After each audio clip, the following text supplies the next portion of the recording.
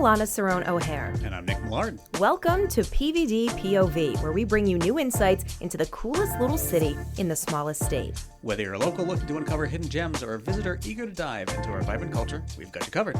Each week, we'll be chatting with the movers and shakers here in Providence, from restaurant owners to hoteliers and everyone in between. And today on PVD POV, we have a now Rhode Island resident.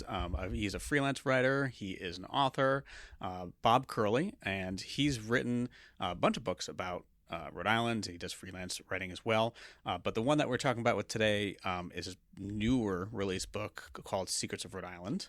It's a lot of cool things that, as lifelong Rhode Islanders that Nick and I are, we didn't know about. And it's like, you know, he goes and uncovers these things. Yeah, I kind of felt like I needed to pass in my Rhode Islander card at some point. Exactly. I didn't know some of these things. And he will make you feel very boring because he talks about all these things that he's done. He's very adventurous. He's really good at digging down, finding the stories. And I'm like, wow, I really need to get on this. Yeah, what are we doing with our lives? And then the other book that he has, it's basically like a huge bucket list, 100 things to do in Rhode Island before you die. Yep. A lot of those are kind of some must-sees that you'd be familiar with. And then some new things across the state that you probably haven't done and might not have known about. Yeah, and then I think he talked about, in there he talked about skydiving and shark cage diving, which I didn't even think you could do off the coast of Rhode Island. That would mean there has to be sharks in Rhode Island. I mean, there might be some sharks. I'm a denier.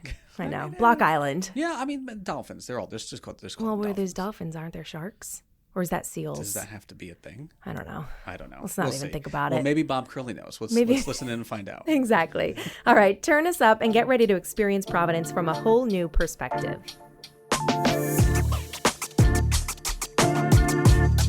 Today on PVD POV, we are here with Bob Curley, local author of 100 Things to Do in Rhode Island Before You Die. And he's also got a brand new book out called Rhode Island, A Guide to the Weird, Wonderful, and Obscure. I think Nick's in the book. Yeah, I'm very obscure too. Thanks so much for being here, Bob. Oh, my pleasure. So let's get started about the book, because we've had a chance to glance over this. It's kind of hilarious, and we wanted to talk to you about it. We'll start with how it came about. So tell us a little bit about what the inspiration was behind it. Well, both books are by the same publisher, a company called Reedy Press, which is out of St. Louis. So both of them are part of a series. There's a Secret Rhode Island. There's also a Secret, Massachusetts, whatever. Same thing for the 100 Things in Rhode Island Before You Die. I can't claim credit for the concept, but as far as my personal inspiration, it's just a lot of years of driving around Rhode Island, writing about Rhode Island. I'm a travel writer.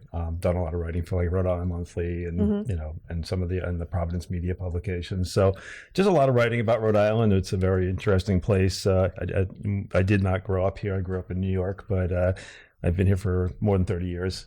And so that means we can keep you at this point. At this point, you're official we Rhode claim Islander. you. I'm in. Yeah, no, I've had coffee milk, so Okay, that's All good. the I've been basics. The hot wieners, coffee milk, everything. baptized in coffee milk. Do you give directions based on where Benny's used to be? Is that Yeah, Benny's. Yeah, R.I.P. I know. Benny's. So was sad. it too soon? No, it's not too soon. It's been a while. We got to admit it. Yeah, It's a big loss. Yeah, the truth is it's happened. So Yeah. So, again, that was really the inspiration was just continuing that exploration of a very interesting place. I mean, I really started when I first moved here. I ended up having the assignment for another travel book called Off the Beaten Path in Rhode Island, which after many years, I'm actually updating as of this moment. So there'll be a new edition of Perfect. that. But within 3 years of moving here, I had gotten that assignment. Then it really was the impetus to just really go explore this new place that I lived. Yeah. And exploration that's more or less continued since then. So you kind of discovered these weird and wonderful and obscure things while you were writing the book. Yeah, I mean, it's when you spend a lot of time writing about a place, even if you're writing about something specific, like, I have to go write about, Wright's Dairy Farm. Along the way, you kind of pick up other little tidbits, especially as a travel writer. You kind of keep your antenna up for other things. So, and then, so there's been various things about Rhode Island that I've kind of gleaned over the years that, kind of slot in, this would be good for that book, or this would be good for that kind of book. And, some of them end up in stories in magazines, and some of them end up in books. I feel like generally we could say Rhode Island is weird. Like, Yeah. I know. Lovecraft. Isn't that like his slogan? Yeah. The birthplace of weird. Something like that. Yeah. I forget Like, what it's the true. Lovecraft thing is. You might know that. Oh, yeah. Lovecraft. I forget his slogan. Yeah, we got the expert here. Yeah, there we go. We should. I don't know. I don't really know that quote from Lovecraft, but his his works are certainly weird. Yes, like we have the Necronomicon happening here every year and everything. There's a bunch of weird people that come and explore Providence. And that's really fun. They dress up. I'm sure a lot of that stuff is in your book too. I mean, we have a great Comic-Con. We have we have Lovecraft. You've got basically what's said to be the inspiration for the Dracula story. Which one's that? Mercy Brown. Oh, Mercy Brown. That's right. Yeah. We have the Conjuring House. We have. I mean, if you want to kind of talk about mainstream weird, Rhode Island. Yeah, it's here. We really do. Yeah. I kind of broadly define weird. I like. I mean, hot wieners are weird. Right. There's a lot. I mean, what I like about Rhode Island is you have a lot of unique stuff here. For a very small state, there's a lot of unique here. Weird isn't like bad necessarily. Have you found some people that are not really big fans of it because you call things weird, or has that been an issue with anybody? Because weird's dumb. Like I said, weird's not a problem. Right. That's cool. No, I mean, I think actually Rhode Islanders take pride in their weirdness and the uniqueness. I mean, if you live here long enough, people kind of they're Rhode Island's worst critics, and yet they will fiercely defend it. Yes. It's a weird mix. It's a weird paradox too, because everybody in Rhode Island will just jump on something no matter what. Yep. But as soon as somebody from out of state talks about it, like, no, that's ours. You don't have the power to talk about Rhode Island. But and we never leave. Like, we complain about Rhode Island, but we never leave. No, and it's people so come funny. back. We don't complain about Rhode Island. I mean, how dare you make fun of bakery right. pizza, right? I know. David Portnoy, hey. Oh, he just doesn't get it. You just don't get it. I mean, but the thing is, like, you need to really have it in Rhode Island. You need to try it and know what you're getting into. You do. You can't compare it. Like the whole thing when he was, not to pull a huge aside here, but the whole thing where he was trying the pizza in front of the bakery is completely different than a huge pie made with cheese all over it and everything. It's completely different. Right. It's not even the same boat. No. Like I have family who used to live here and who now live down in Florida. Whenever we go down there, we have to go to the bakery, get a whole box of pizza, take it on a plane, and go and bring it down to them. Yeah. Or when they come up, because they can't get there. And don't expect it to be warm. No, it's something you serve at a children's birthday party. Exactly. My birthday party. I'll have it my birthday party too. Anyways, so you went out and you found kind of these weird things across the state. How did you do it? Like, what was the process like?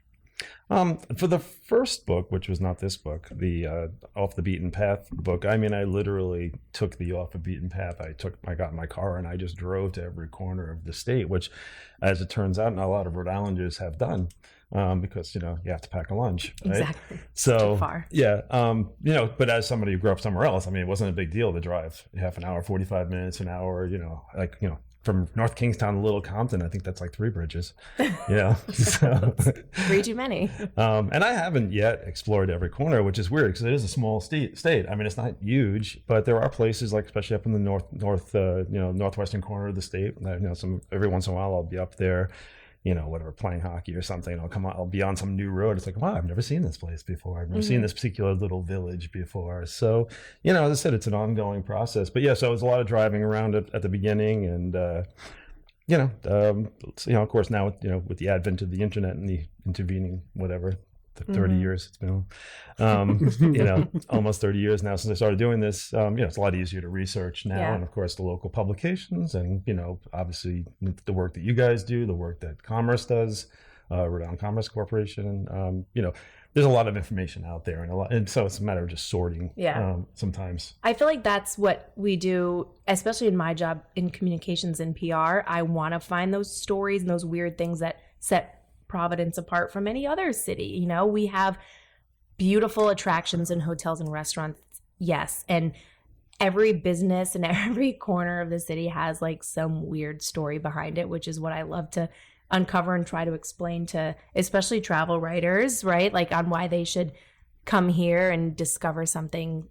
You just got to get that hook random. to get people to be interested in it too. Yeah.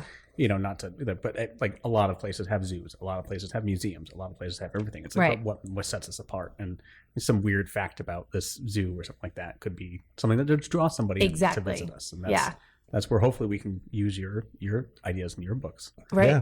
to figure out without giving away too much, because of course you need to buy the book to read everything. What maybe is like your favorite weird fact that you have from the book? Oh, wow. There's so many. I mean, I'm a collector of weird facts. So Yeah. I was thinking on the way up. Maybe let's limit it to Providence. Well, you know the Williams route, right? No. Okay, so Roger Williams. All right, this is a great story. Enlighten if you us. don't know about it, so when Roger Williams died, they buried him on his house, which was on his property, which is North Main Street at the time. And then over the years, urban development, wherever the house got destroyed, people forgot about the grave site. So many years later, I think it was I'm pretty sure it was late 1800s. They rediscovered his grave, exhumed him, and in the place of his body, a root had grown in the shape of his body. Oh, Wow. really? And so it has forever been known as the Williams root, and it's actually up at the Historical Society Museum. Wow, the whole route. Yeah, the root is still there. I thought That's I thought this was crazy. like a route that he took to I did to too. get down here or something. I was When like you talk about Paul route, I was just Revere? like, Or what? I know he left Massachusetts and came down here. Yeah. But no, that's super interesting. So it's Roger Williams Memorial Park, like that area. That's where it came from. Yeah, that's where his house was. Yeah, that's where his exactly. house was. I mean, there's some great history around that. I mean, Roger Williams. I think when you think about what makes Rhode Island unique, I think it starts with Roger Williams. Obviously, Rhode Island always had that reputation of Rogues Island. We were, kicked out of every Exactly. good misfits, place. the island of misfit toys. Exactly. Yeah. But actually, Roger Williams was a real visionary for his time. He was very sincere about treating, having honest relations with the local Native American tribes. And really his underlying philosophy was there should be separation of church and state, which might have been the first person on the continent to really believe that. Sometimes I say, democracy may have been born, or I should say, democracy may have been born in the Boston Tea Party, but liberal democracy was born in Rhode Island. Yep. Exactly. And of course, we always like to bring up the Gaspee, the burning of the Gaspee as the initial igniting factor there, even though the Boston Tea Party is considered to be The first major rebellion. Yeah. Yes. Yeah. Or Gaspee Days. Never gets the recognition it deserves. That's okay. As a former Patuxent Village resident, I was a big fan. And I lived next to a family, love them, who were all in the Rangers, the Patuxent Rangers. And so they would practice their musical instruments all the time. And the house is there. We lived like 4 feet from our neighbor. And so we could hear them. Practicing all. And they were good. Yeah. Yes, they were. I can tell they were good from your facial expressions. And then we'd all walk down to the village and do, there's a parade and all that. And then we'd all stay at like O'Rourke's or wherever after hours. And then we all walk back and it's like 11 o'clock at night and they're in their full uniform. It's just a great sight and puts the Boston Tea Party to shame, in my opinion. It But does. anyways. And Gaspee Days, attending Gaspee Days is in 100 things. It is one of the 100 things to do in Rhode Island before you die. Perfect. Good. But when you talk about the book, Off the Beaten Path, for example, I mean, places like Patuxent Village, you're not going to stumble across that, on 95. Right. So to seek those places out, and to kind of immerse yourself in that history, and some good restaurants and everything else Some good down there restaurants, too. yeah.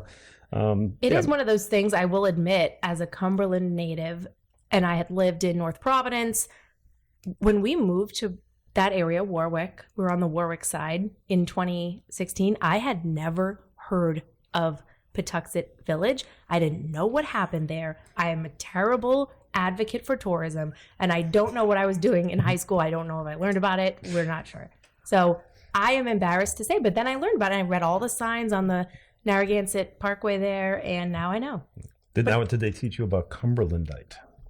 Is that a stone? Yes. It is, of course. My daughter actually, with her friend who lives up in Blackstone, Mass. They went searching for Cumberlandite in Cumberland. And Oh. did they find it? They found. I think they say they found some because it was magnetic. I think that's the whole thing, right? That's exactly it. So it's actually the only place in the world that it is found is Rhode Island. And it was the state rock, and it's a magnetic rock. I think it's a volcanic rock originally. That's the thing. You wouldn't think that Rhode Island would have volcanic rock in here because we're so, we're a little bit off of the mountain range over there. We're a little flat. The highest point. I think the highest point in Rhode Island is up in northwestern. It's Jerimoth Hill. Yeah, I didn't know the name of it. I remember driving up in it and there's a sign I think that says for the the highest elevation in Rhode Island. So the cool story about Jerimoth Hill, again, one of the 100 things to do in Rhode Island is to climb Jerimoth Hill. Climb because it's only a couple hundred feet. That's why it's not called Jerimoth Mountain. But there's a great story about it. There is a group called the High Pointers, and their goal is to climb to every highest point in every state. Like Mount McKinley or Mount Rainier, for example. I think ours is a little bit lower than some of those. However, that is true. However, for a long time there was a gentleman who owned the property around the point and did not allow people to cross his property to get there. So Jerimoth Hill was the most difficult high point in the country to get to because there was no access point to it. So that's changed. Now Brown University owns the property. It's easy, but for a long time that was a great story. They climb it? You don't climb it. You walk to it. You walk to it. Were we like state 50 of 50 that was preventing them from reaching the goal? Oh my gosh, that's so embarrassing. That's so sad. It tracks though. Yeah, it does. It does. Rhode Island. Well, that's just like our whole thing. Like we were the first to, do whatever we did with England, and then we were the last to sign the Declaration of Independence, weren't we? And we never signed. We never enforced prohibition either. I believe. We're excited about that. We are rogue. I love that. Yeah, Rogue Island. We're like a restaurant. You need to climb our hill to complete your list. Well, no, we're gonna make you wait. And then they probably saw the hill and they were like, "Oh, that's it." They could have just helicoptered in and just dropped them on that point, probably. We still operate partly under our royal charter. That from King George. I mean, there's a whole conversation that's going on in recent years about access to the shoreline, and that the shoreline belongs to everyone in the public. That language is in the royal charter that was issued by I think it was George III. Wow. And that still is it still prevails in our law. So. Yep. Yeah, there was that law and all that discussion back and forth about the land down, especially down where you are. Yeah. So anyways, have you done all 100 of the things in the other book? I have not. Oh boy. I have not. No, but I mean, look, it's a bucket list book, right? I mean, You got some time. We're good. Yeah, a few years. No, I mean, that's, legitimately a bucket list book. And I can look through there and say I've probably done, 3/4 of them. But I mean, there's things like skydiving in Newport I haven't done. Are you interested in skydiving? I would do the skydiving. I would do it. See, me, you don't jump out of a perfectly fine plane. The only time I'd skydive is if the plane was going down anyways. Not that, I don't even know. I would rather skydive than parachute. I'm sorry. Same thing. I would like a parachute. No, bungee jump. Oh, bungee jumping. No. Yeah. Same Couldn't thing. do that. Can't jump off a perfectly fine bridge. Same thing. I don't think we'll have any opportunity to do bungee jumping in Rhode Island. No. We don't really have the elevation for it. No, especially we can go up to the hill over there and we can make a little jump off that. It's not going to end well. Is there something on that the 100 things to do in Rhode Island that you really want to get to that you haven't been able to get to yet? Like something that's top on your bucket list for that? I mean, there's another one.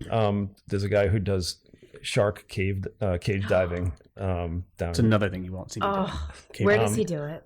I mean, of the two, I'd probably do the skydiving first, but that one is kind of intriguing to me. So, yeah. I'll give you a good one for Providence. Because I haven't done it yet. I talk about being one of the log people at Waterfire. Yeah. That one's fun. I want to do that too. Yeah.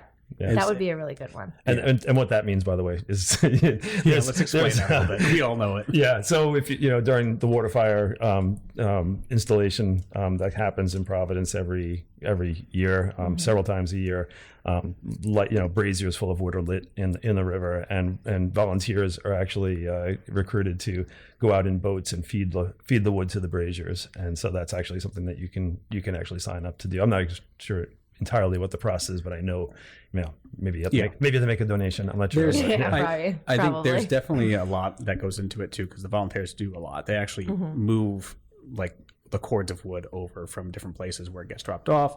They have to load it up. So it's not, I don't think you can just sign up to be a volunteer and just do the one thing. You kind of have to do everything. You gotta put some work into it. Yeah, you gotta put. So it's a lot of work, but it's definitely something that I want to do. It definitely sounds fun. I've taken boat trips during waterfire too. That's something that most people would be on their bucket list, I think. I've done the gondola through waterfire once, and then just a regular like the Brazier Society boat tour around there too, which is fun. It is really cool. Yeah, that's really cool. It's such a different perspective on waterfire, seeing it from the water. Yeah. Then you don't have to haul wood, so that's nice. And I didn't have to haul wood. No, not that. But I hauled my camera gear around and take pictures. That's what I did. Yeah. So do you have like a favorite thing to do in Providence? A favorite thing to do? Or a restaurant? Wow. Do you make it up from North Kingstown a lot? Oh yeah, no, I do. I mean, I love going up to Federal Hill. I'm just trying to think of a favorite. I don't really have a favorite because I like going different places all the time. You like to repeat visitor. I feel like you would like the historical tours. Yeah, no, I mean, I do. I haven't. Well, I shouldn't say that because I haven't actually done one. I've done historical tours in Newport, but I haven't done historical tours in Providence. Like the Providence Ghost Tour is really fun, and she does this new one, Parasols and Pocket Watches, which is it's Benefit Street mostly, and it's the history of Benefit Street, but it's really, really good. And Courtney, who is the owner and she's like the main guide, she dresses up for this tour. And period clothing. And you saw it. Like, people stop on the street to see. It's great advertising. It's great advertising. She's got the parasol, the corset with the dress and heels, and she just looks great. And it is free advertising for her during the tour. And that's more of the weird stuff too, the ghost tours. It is. Yeah. And places like the Wild Colonial. Those are the kind of places that appeal to me. Just kind of a little more local, a little more not really get a lot of advertising or anything. But they tell the story of Providence. Yeah. You know what's? And I'm sorry that I'm divulging this fact from the book, but one of my favorite stories is Burnside. Oh yeah. Like, who knew? Let's explain this. So what's the deal with Burnside? So General Ambrose Burnside was a pretty unsuccessful Civil War general. But we have a statue and a whole park named after him. I mean, he served. I think he had one victory and several defeats. It's more than yeah. So anyway, he was a Civil War general. Went on to become the governor of Rhode Island. So it didn't work out too badly for him. But he was very well known for his facial hair, and he had sort of what we call mutton chops with a mustache, but no chin, no chin hair. So it was a very distinctive style, and so actually the funny thing is, originally that style of hair was called they were called Burns. Well, they called them. Wait a second, let me get this straight. They were originally called Burnsides, and after him, and then eventually they became sideburns. It just like flowed better. Yeah, because they were just called mutton chops at that point, right? Probably, like something that that's what I've heard them called. Besides sideburns, I'm going to keep saying I'm going to call them Burnsides now. Burnsides. Yeah. What a claim to fame. Burnsides. Well, here in Providence, because you see Burnside Park, and then the statue of him, over by, where is that statue again? The statue's next to the Bajnani Fountain on Kennedy Plaza. Oh, yeah. Kennedy Plaza, yeah. Just like, who would have thought? And because they literally are side of your face, like, I would have thought that that's where the name comes from. Well, yeah, go out and look at the statue if you want to see what it looks like. Yeah. Maybe in the podcast notes here we should put a picture of Ambrose Burnside. And he had that house. I learned about this in the walking tour. He has the house that's on the corner of Benefit and one of the streets down, and it is like, it has the spiral and the circular thing, and it's really a cool house. And I believe that's on our Benefit Street walking tour too. If you guys want to take that, or at our website, we have a walking tour of a couple of different places downtown. We have a Black History one, but we also have one on Benefit Street, which is really cool. I love Benefit Street. The cobblestone, just like the history there is. Well, the mile of history. Right? The mile of history, yes. And I think I'm very excited that people are finally talking, about a real Rhode Island Museum of History.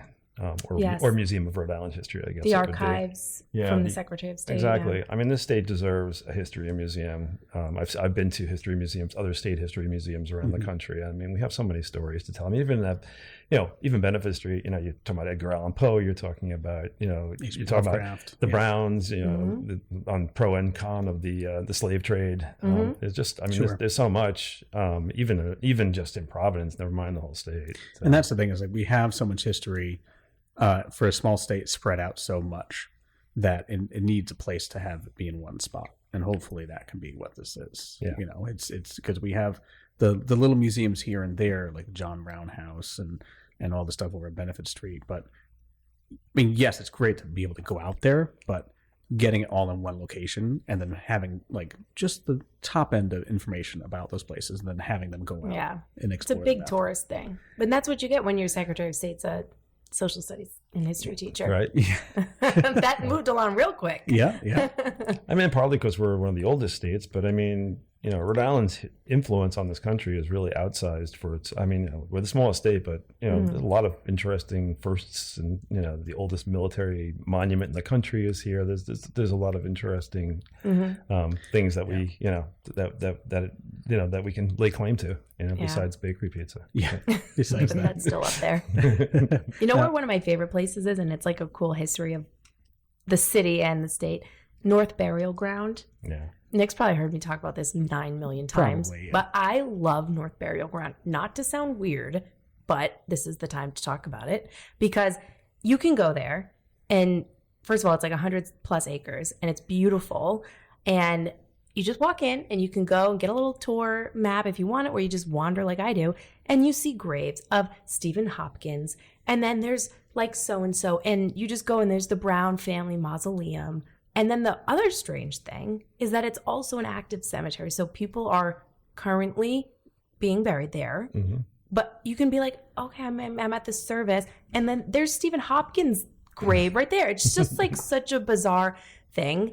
I love the North Burial Ground. And I know it's like strange, but whatever. I'm just trying to look up the...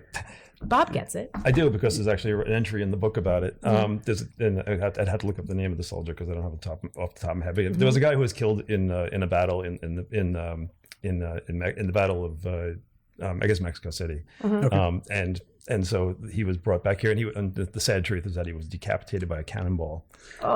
So when did it go? So they brought him, obviously back home and buried him in the cemetery,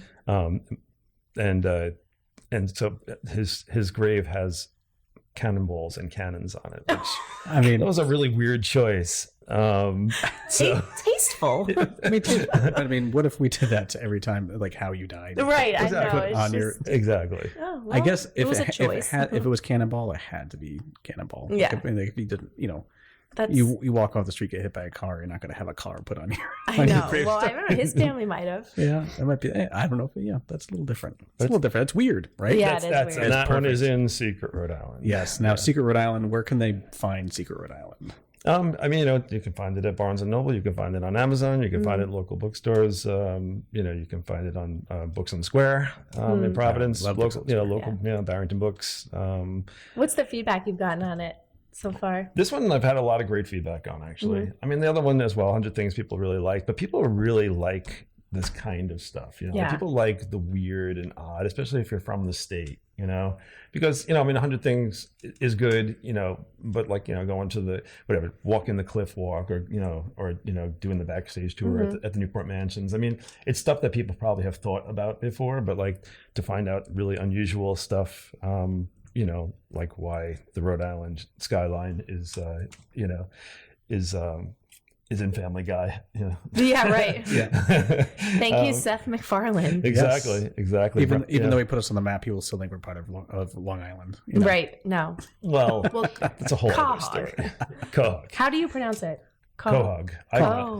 People say there is a faction that says it's Quahog, which I don't like. Yeah, no. Quahog. I do Caw, though. I do Quahog. Yeah, Quahog, I think is... Okay. I don't know. Well, let's we could fight about it. That's okay. You are... when the podcast ends, see, we'll take this is the up. part where we point out that he is a transplant. Yeah, exactly. So. Well, you're from New York. It's fine.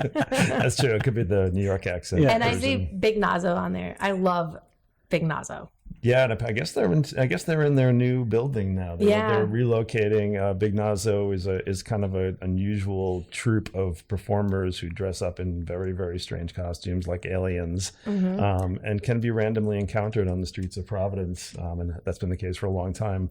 I remember one year they were the Ghost of Christmas Past at is that Trinity Rep? Trinity Rep one year. That was really scary for a Christmas Carol. Yeah, they built a giant but anyway, they have they have a bunch of creatures, and they'll come out. I know they're like PVD Fest or whatever. They'll show up for. Usually 3 nights. Yeah, they came out for 3 nights. They came out for PVD Fest recently. They had the Lumina Festival where they came out to, and they were just trying to point people around where they're going to. Yeah, which is great because you see people if you don't know something's going on, and then you see just these weird costumes walking around the street. You're just like, oh, cool. What's that? Right. Let's follow them.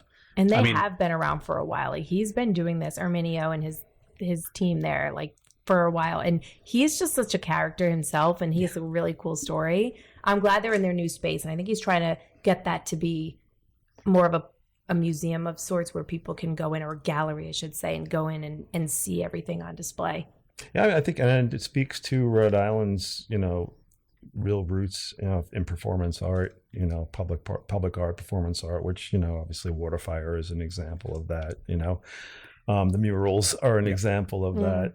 And it pulls out the fact that Providence is the creative capital too, yeah, exactly. I mean, it's legit, I'm sure it's good branding, but it is actually legitimate, and obviously we're home to Rhode Island School of Design. But there's, this kind of thing has been going on here a long time, and there's a real arts community here, a real grassroots arts community, not just the big museums, and it's kind of spill over from RISD in some ways, just like our great culinary scene is spill over from having Johnson and Wales here. I mean, how many cities can really say they have one of the top, art schools in the world, and also one of the top culinary schools in the world. Exactly. Yeah. I don't think any city can say that. Right. Yeah. And you have Brown, and you have PC. Like, there's just a lot here. A lot of talent. A lot of talent. Yeah. Now, I do have a question. Who's Hazel? Oh, Hazel, my granddaughter. My daughter's name is Hazel. Oh, yeah? Yes. That's nice. Congratulations. Thanks. Yeah. How old is she? She's 4. Oh, so it's Hazel. No. Yep. What's her last name? Is it O'Hare? Middle name, Hazel Alana. That's my first name. I'm shook. Oh, this my is gosh. weird Rhode Island right here. This is weird. Okay, because I saw her in the dedication of sorts, and you were talking about giving her Adele's. I'm like, oh my gosh, Hazel. And I only know one other Hazel, and it's a dog. Yeah. So. Yeah. Besides your kid, you mean? I think she has. I think at this point she has had her first Dell's Lemonade. She has been back here. So my son, obviously a Rhode Islander, moved to New Orleans, and she's actually named after one of the DJs on WWOZ, which is the jazz station down there. That's so funny. Okay, so her name's Hazel. Yep. I love that. Yep. It's a family name for me. I always wanted to name her Hazel, and I'm like, no way, because it's an older name, and it's kind of gone, but it's coming back. There was a Hazel Grace in a book. I forget the name of the book recently, and then it was turned into a movie, and so it kind of like became cool again. But good. Thanks. Look how weird Rhode Island is. Look how weird. Well, they'll be moving back to Rhode Island. So to your point about people coming back. Imagine. And I read one time, and I don't know if this is true, because, obviously our tax situation isn't great, and people move away, and whatever. But I once read, and I don't really know if it's true, that actually, like, after, like, it's Rhode Island still has, like, one of the biggest population of multi-generational families. Like, still, like, here, like, you'll find parents, grandparents, kids, like, all living within close proximity of each other. Yeah. That would make sense. And I do think a lot of people move away from here, like, oh, Rhode Island, I've been here my whole life. They move elsewhere, and then they kind of like, they miss it. Yeah. I think that's got to be what it, right. Yeah. You can't really get anything like we have anywhere else, because we also have city, we have beaches, we've got history and culture and arts and everything that you can ask for in this small little perfect state. And so, you go away for whatever it is, Florida, everyone, there's the snowbirds, there's the Rhode Island to Florida pipeline, and then they come back, and I can't think of anyone I know that's moved away that hasn't come back. It's funny, isn't it? Yeah. The only thing we don't have is mountains, but I did actually go to Yagu Valley, our little ski area, a couple of weeks ago when we had all that snow and cold, and it was a great night. I mean, 220 feet of vertical, but I think we did. I think we did like 25 runs. Do they still have the tubes? The snow tubes? tubing. Yeah, and they didn't open very much this year because of the weather, but yeah, they did. They actually had a great year last year with the snow tubing. Yeah, we used to do that.